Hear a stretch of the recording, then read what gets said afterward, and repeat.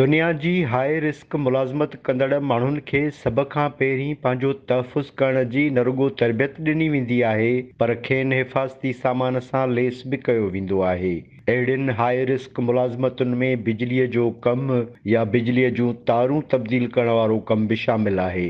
बिजलीअ जी मुरमत कंदड़ प्रोफ़ेशनल्स कंहिं बि टावर या खंभे ते चढ़ण खां अॻु हिफ़ाज़ती बेल्ट ज़रूरु ॿधंदा आहिनि।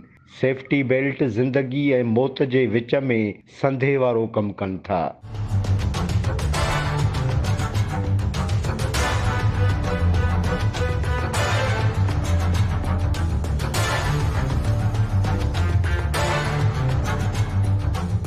नौशेरो फेरोज़ में बि सेप्को जे गुल हसन विस्तोड़ो नाले हिक मुलाज़िम जी हयाती उन वक़्तु बची वई जॾहिं खंभे ते बिजलीअ जूं तारूं ठाहींदे खेसि ओचितो करंट लॻो।